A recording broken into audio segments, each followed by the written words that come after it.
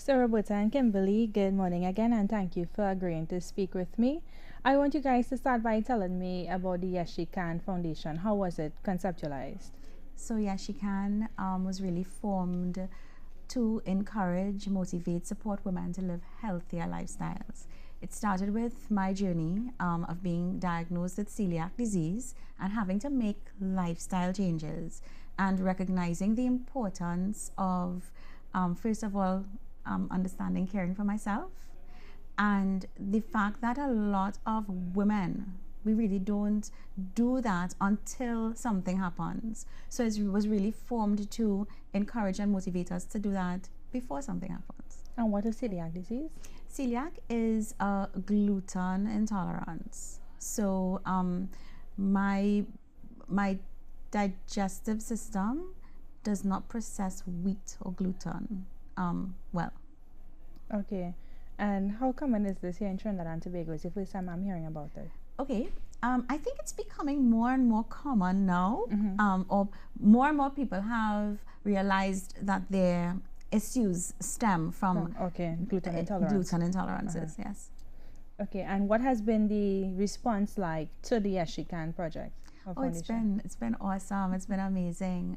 We started on the project was launched on March 8th, 2015, in celebration of International Women's Day. And from then to now, we have really touched the lives of a lot of women through our messaging. All right. So, Kimberly, tell me about your involvement with the foundation. I became involved with Yes She Can in 2015. A couple months later, I became the youth ambassador for Yes She Can. So I have been involved for roughly about a year and a half or so. Okay, and what has the experience been like for you? Enlightening. I have been learning through the process about myself, and yes, about empowering others and the importance of doing that. Okay, if you had to give one message as youth ambassador for Yes She Can, if you had to give one message to other young women here in Trinidad and Tobago, what would you say to them? Be you. You know, don't be afraid to be yourself. Don't be afraid to speak out. Don't be afraid to love yourself. I think very often we are caught in a society right now where we are told we need to look a specific way. We need to do specific things. But we don't need to. Be you. Be authentic. Okay, are you guys satisfied with government support of NGOs? Or do you think that there's more that could be done?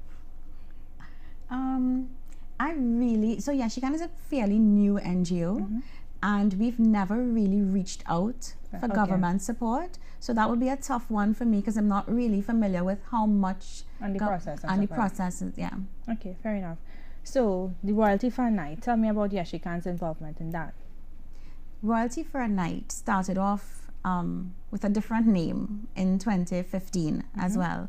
It was called Princess for a Night, and it started off because a secondary school teacher really reached out to friends asking for support to get her students outfitted for grad, and the amount of contributions that came in, they were able to open it up to a whole lot more than just one school. And so the project started off there, and it really, over the past couple of years, just kept building momentum. It's now called Royalty for a Night because the guys are now included. So in the first instance, it was just the girls, and now the boys are included as well. Okay, so how does Yes She Can factor into the Royalty for a Night this year? We just actually came on board to support, to bring our networks as well as our expertise into the project. Okay, and what has the process been like so far this year? So basically, from start to finish, what we do is we invite persons, the general public, to donate new or gently worn clothing items, formal clothing, suitable for graduation, because we all know, like, that's for most of us, that was our first big, real, ball or big formal event like that. And so it starts off with that, and we are in that phase right now where we collect, and then we sort out all the clothes. And as you can imagine, it's not always that we get ready items to be given, formal items. So we have to go through the sorting process. And once we sort, we identify distribution dates. The students then come to the venues with their IDs and their examination slip or their timetable to show proof that they are graduating, and they select an outfit. Okay. Kimberly, based on your experience with the initiative, has it been difficult to get the young people to come and get the items, or? No, it's definitely not a struggle. However, we still love to put it out there so that we can reach as many people as we can. So yes, please come out. But it hasn't been a problem for I was only really involved last year. I can tell you it wasn't a problem then. I'm sure it's not going to be a problem this year. But again, we encourage the young people to come out. It's really for them. Okay. So when looking back at last year, did you guys have enough of the dresses? Did you guys run out? Is it that you had more? No. Trinidad and Tobago gives. Yes. I want to say that, really the challenge sometimes is not knowing what to give or how to give. But once it's clearly identified what you're looking for, I believe generally our citizens give. We have been very blessed so far this year, even with getting bags of brand new dresses with labels on them, designer dresses. We had quite a few dresses left from last year because of how much came in, and we started with that this year, and we still have a lot more coming in. Yeah. Okay, so collection, sorting, and distribution sounds like a lot of work. Do you guys have volunteers that help with the process? Yes, we reach out to volunteers mostly for distribution. It's a group of us so although you're talking to Kimberly and myself today, it's a group of us that come together to put this effort forward. So yes, we do. More of the support is on distribution day. Okay, so they get the dresses. Is it that they have to return them, or is it theirs to keep? It's theirs to keep, because I guess for them, I can speak for myself, my graduation dress had some sort of sentimental value to me. So no, we don't ask for them to return a dress. Our only request is that when they're in a position to do so, to pay it forward. Okay, so Kimberly, when we were speaking before we started recording, you mentioned you were sharing with me an experience that has this royalty fund night close to your heart. Care to share with us again? Sure. In 2015, I was the representative for a major pageant, and I didn't have circumstances didn't allow me to have a dress to cross the stage in, and a very dear friend of mine stepped up, and she gave me a dress that I was able to cross the stage in and look like $1,000,000. And so it is dear to my heart, because it comes from a place of knowing what it is like to have such a grand event to attend and not knowing how I would be able to do so. So it is dear to my heart. On distribution day, do you guys have people that help the recipients of the Goodwill select dresses, or is that they sort and they go through and take what they want? They have the option of looking through, but of course we have people there to help them. Help guide, kind of. Yes, correct. Because sometimes you always need that. We as women, we always need that extra eye. Second opinion, kind of. Yes. Has it ever happened where you had students fall in love with the same item? No, We haven't had that. no. I haven't experienced that. Yeah, I can't say I have either. Thank God. So what happens though if we have students who need the help but they can't make it to either of the distribution days? So it's interesting that you ask that. We have members of the group I have personally taken dresses to girls. Wow. To their homes because they reached out and could not actually make it. This year, for the first time, we will be visiting as a group, taking the entire project to a rural area. And again, because we don't want to, we don't really want to highlight that area or, let everybody know where it is. But suffice it to say, there is actually, and as we continue to improve on the service that we provide through this project, you would find that we do more and more of those types of things. So this year, for the first time, it's actually going to be taken to a rural area where the girls will have an opportunity in their space, because it's difficult for them to get out of there, to select dresses. Fantastic. And it's for the first time this year the guys are being included. Yes, under this project, yes.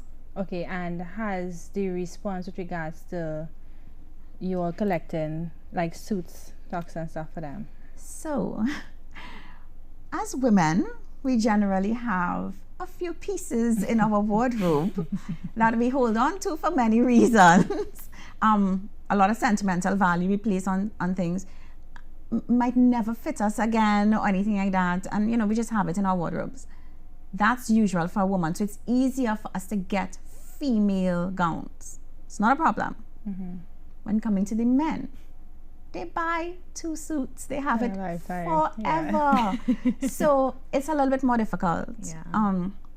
What we're encouraging, it might be just, if you can afford it, just like go into a store and like get a shirt and a tie. It doesn't have to be an entire suit, because I think the suit is getting people scared, like, because it's this whole suit, and men really don't. They seldom have, unless maybe it's a businessman that lives in suits and probably rotate them, so it's been a bit more challenging to get the guys outfitted, but they've started to come in, and I mean, we want to say thank you for that.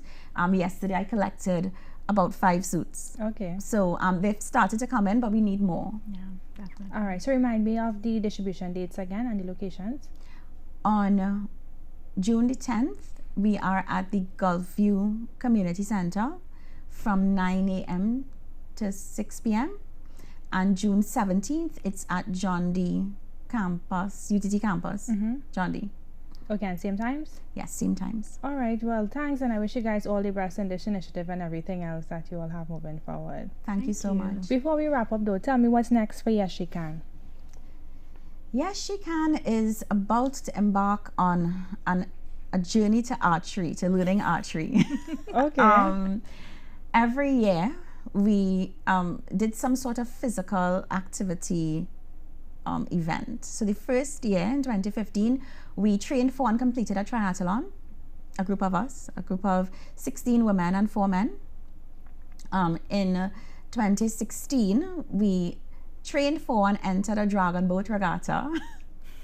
And this year, we've decided we're going to learn the sport of archery. Why archery? Or how? How did you? So it's really, I think one of the ladies just said, Roberta, archery, let's do archery next. There's really no rhyme or reason to selecting. The thing is that it's about doing something that you probably would not have normally done. Okay.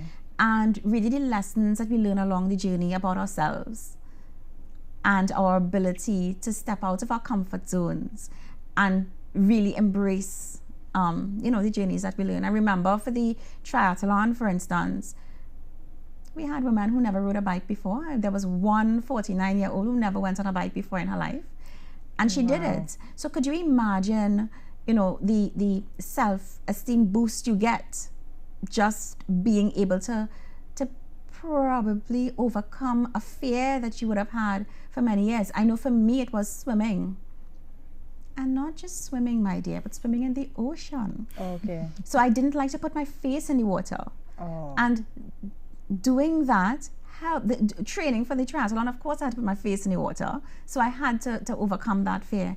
And so it's really the lessons that we learn about ourselves through this journey. So the sport is neither really here nor there. I know you know, everybody thinks, I remember when we did the triathlon, it was like, yeah, triathlon is the thing. When we did the dragon boat regatta, they were sure that we would always do dragon boat for the rest of our lives. And I'm sure when we meet the archery coach on Sunday, he's going to say the same thing to us. All right. Well, all the best with that and everything that you guys undertake moving forward. Again, Thank you thanks so so much much. for speaking with us. Thank you for having us. Most welcome.